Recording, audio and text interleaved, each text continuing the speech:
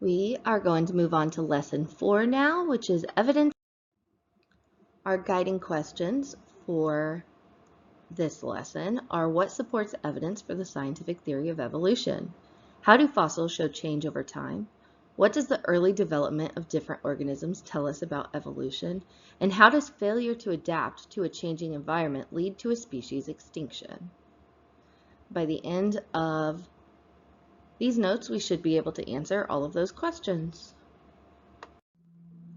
Okay, so we're going to go ahead and do the connect it. And figure 1, a glimpse of the past. Crinoids are relatives of starfish. We can learn a lot about the evolution of crinoids by looking at fossils of their extinct relatives. Some ancient crinoids grew more than 40 meters long. So first we're going to draw arrows to connect similar features between the fossil and the modern animal. So let me get that. So this part here in the center is going to be compared to this out here. And then the outer feathers, the feathering like, is going to be, that's not a very straight line, I'm so sorry. Just the outside edge. Don't mind my very, very poor arrows. I really need to invest in a mouse. But here we are. All right, so now to answer our questions. Which part of the crinoid's tentacles are best preserved in the fossils, and which parts were not preserved? So the central bony part of the tentacles is going to be preserved, while the feathery parts are not preserved. The fossil record. A fossil is a preserved remains of traces of living things, and the fossil record is all of the fossils that have been discovered, documents the diversity of life forms that existed and changed throughout Earth's history. Evidence is proof or confirmation. Fossils provide evidence about how organisms of the past evolved into the forms we see today. Evolution. So in evolution, we have microevolution and macroevolution. Microevolution is the small, gradual changes in a certain population. Micro means very small, and evolution means change through time.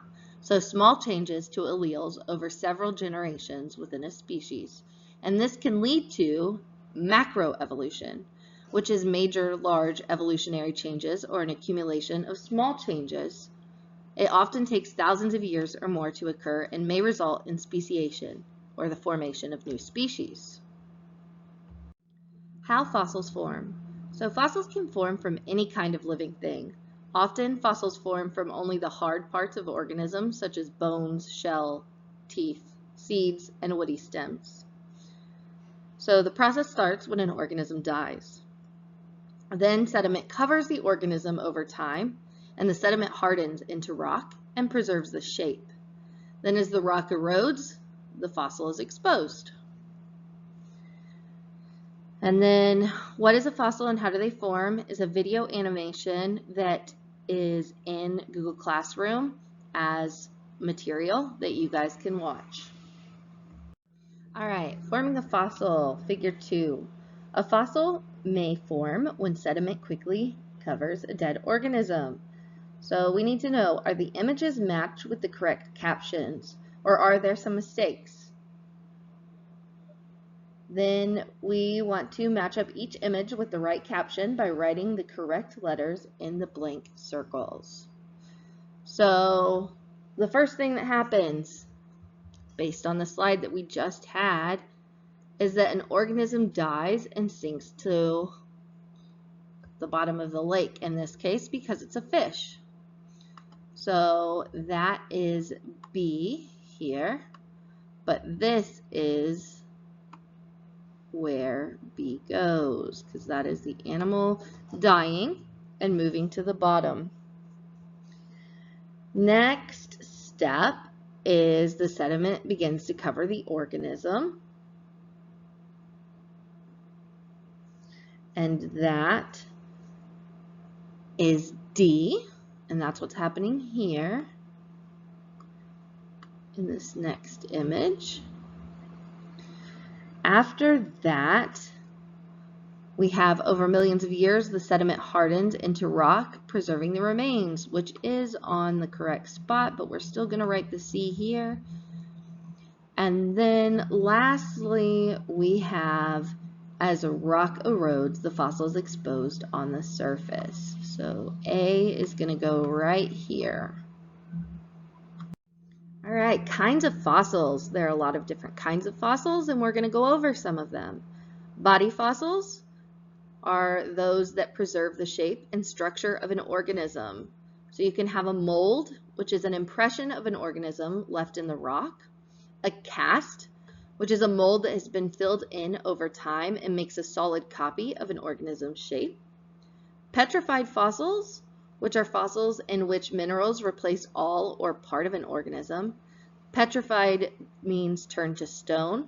So a petrified wood is a body fossil of trees. Other examples are mammoths frozen in ice, petrified dinosaur bones, insects trapped in amber. Another kind of fossil is trace fossils, and these help scientists understand behavior of animals from the past, including what they ate, how they moved, and where they lived. Examples are footprints, nests, and animal droppings. Here is the National Geographic Fossils 101 video, and that is going to be posted in the classwork tab under Topic 2, Lesson 4 as well.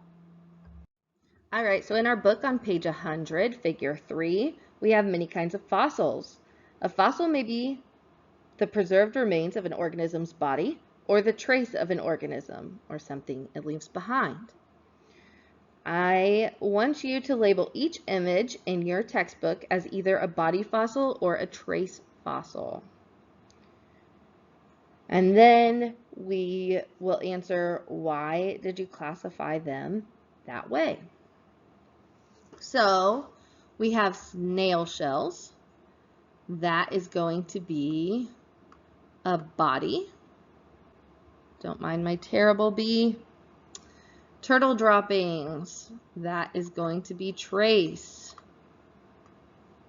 Mosquito and amber is body. The Smilodon cat skull is also body. And our dinosaur tracks are trace fossils. So, in the body fossils, you can see actual organisms, or at least part of them. The trace fossils show what the organism did, so walked, left waste, etc. Oh, now answering the other questions, just so we know. Why is it rare to find fossils of the soft tissue of plants and animals? And that's because it decomposes at a rate too fast for the sediment to make a replica of it. And then what clues might a footprint give about the animal that made it? Footprints can help determine size. Footprints can help determine how fast they walked, how they walked, if they were quadrupedal or bipedal, how they walked, how they moved, where they lived, what they did, all kinds of things like that. Fossil and evolution through time. So rocks form in layers, where the newer layers are on top and the older layers are on the bottom. In the PowerPoint notes, you'll have a link to the Grand Canyon video, but I will also have that posted in Google Classroom. So the oldest rocks contain fossils of simple organisms. So that's going to be things like trilobites. The younger rocks have both simple and more complex organisms. So the higher up we go, the more complex things will be. So in this image here, we have the fish in the second, and then we have fish, and we also have reptiles, and then we have birds and reptiles and dinosaurs, and then we have birds, and then we have whales. So things change over time, and we see that through the different layers of the rocks. So in our textbook, Fossils Reveal Early Life, Figure 4, which should be on page 102, you have an image of stromatolites, which are rock-like structures formed by layers of fossilized bacteria, dating as far back as 3.4 billion years ago. They are the oldest evidence of life forms on Earth. Ancient bacteria in water produced thin sheets of film that trapped mud. Over time, these thin sheets formed microfossils, fossils that are too small to see without a microscope. Eventually, the sheets built up into the layers you see here. So next to the image, I would like you to draw a scale and show which are the oldest layers and which are the youngest. So in your image, it will be a scale similar to this scale here. You're going to draw a line where it is. This one here is going to be the oldest. And then this line up here is going to be the youngest. So you should have something that looks similar to that. So younger layers, older layers. Line here from top to bottom. We are going to look at this image from figure 5 of your textbook, Evolution of the Modern Elephant. So scientists have reconstructed the evolutionary history of the elephant with evidence from the fossil record. So based on this image, would you expect to find fossils related to evolution of the elephants in the oldest rocks in the fossil record? Why? So no, because the oldest rocks would contain only simple organisms, as discussed prior. And then we're going to go ahead and do the question it also. So Kyle has very limited vision and needs someone to explain the evolution of elephants to him. Suppose you are going to work with Kyle to help him understand the changes elephants have undergone. You're going to use figure 5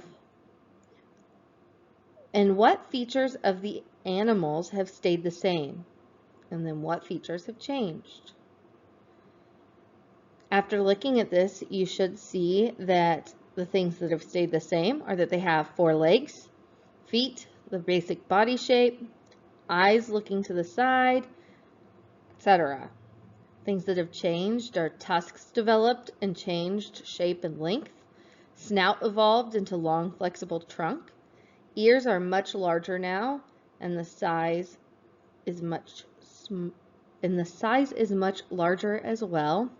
Some have shaggy fur, and now it has rough, leathery skin. Comparisons of anatomy. Anatomy is the structure of an organism's body. Similarities in anatomy are clues that organisms evolved from a common ancestor. So, in this image, we have a human arm, a dog's leg, a bird wing, and a whale's fin bones. And you can see how the different bones, which are color-coded, have changed and adapted over time.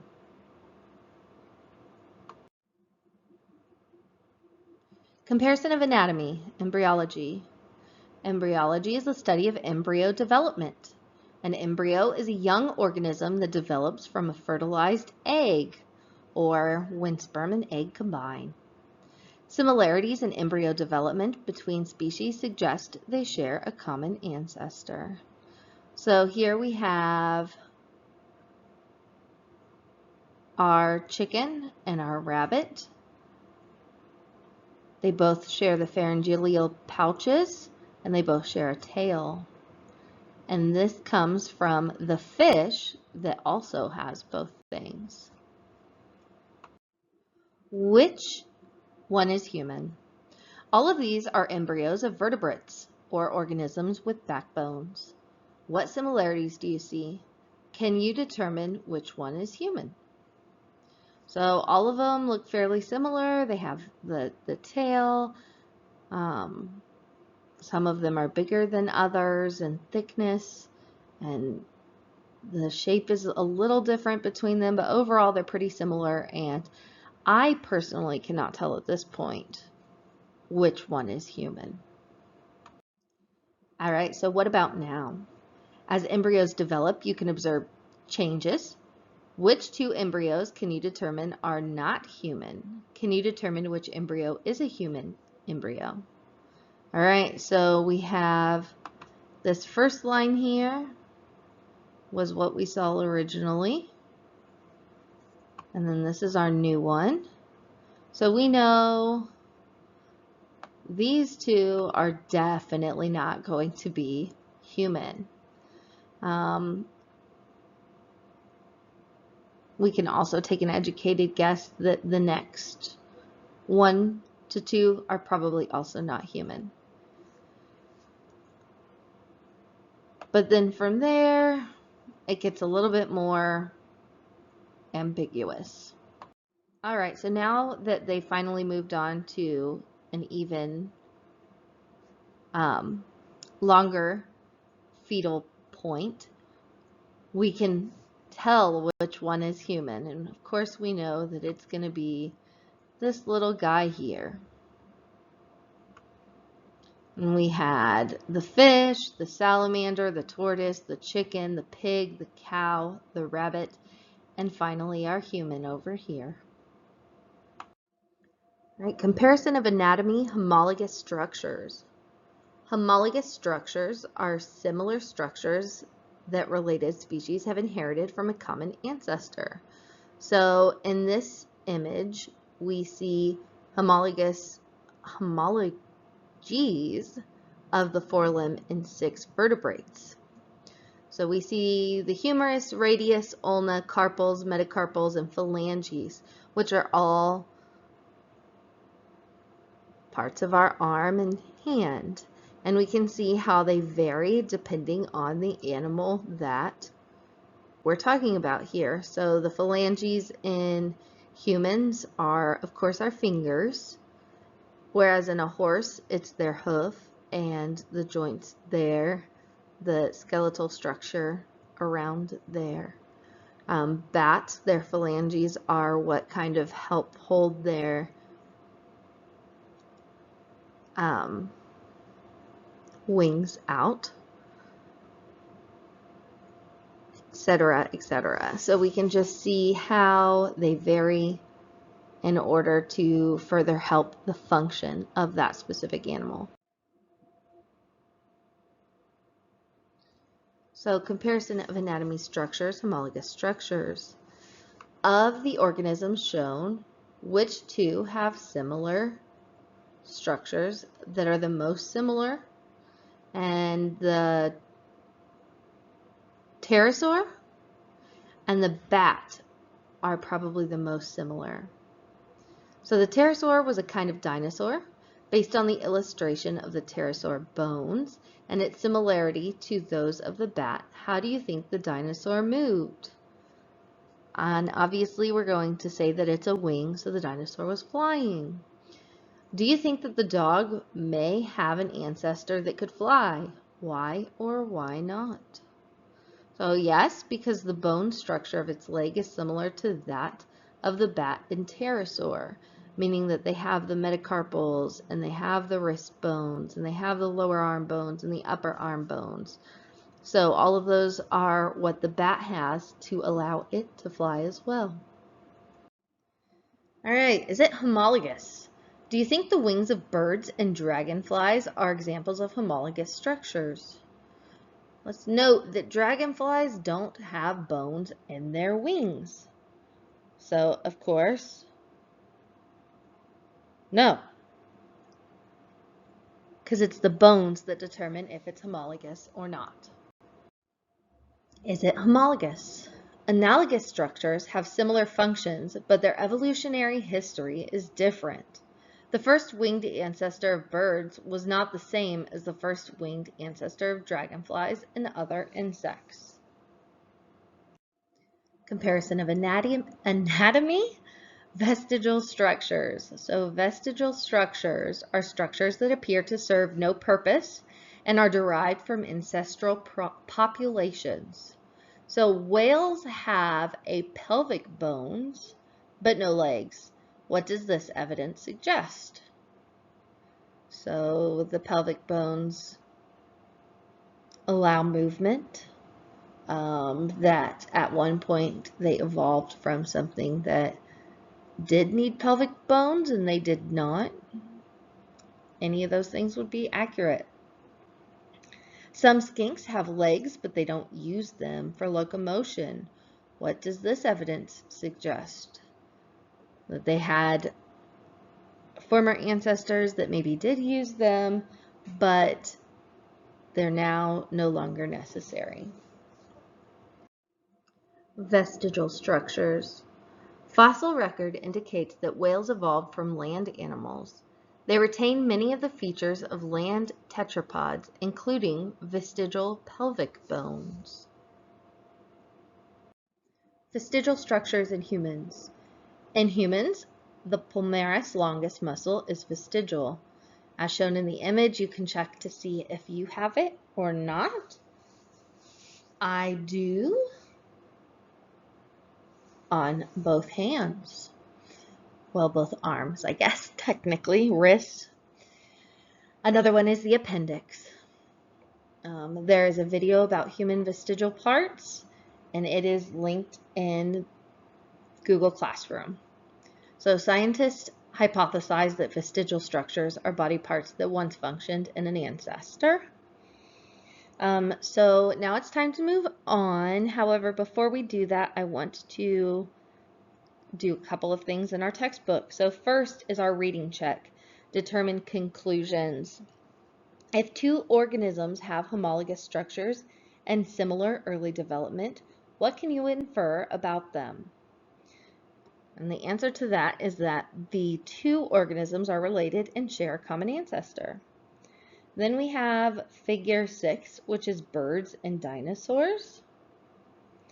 And we're going to draw lines and label the features that look similar in both the hadrosaur and chicken embryos. So you can see the backbone in both. You can see leg bones, you can see eye sockets, and of course, lastly is the beak. Now we have the math toolbox, but we are going to do this as an activity in class. So that will need to be done during Friday's workbook check. However, or at least the final workbook check. However, the math toolbox will be done separately, but it does need to be done by Friday. All right, the beginning and end of a species. Speciation is a formation of a new species in the course of evolution. So, salamanders in California is a good example video of speciation. Gradual change is when species change slowly over time, and transition fossils show these small changes over a long span of time. Rapid change is when species change very quickly, often follows a major change in the environment. Fossils would not show any change and then a big change. An example would be cooling climate. Only individuals adapted to cooler conditions will survive. All right, continuing with beginning and end of a species. Extinction is the rapid environmental change. So volcanic eruptions, asteroids, sudden climate change, and that is more likely to cause an extinction than a new species.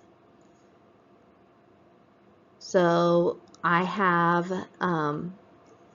the day the Mesozoic died, and then that's a 33-minute video, and I have a worksheet for you to complete with that. So that is going to be one of your assignments this week.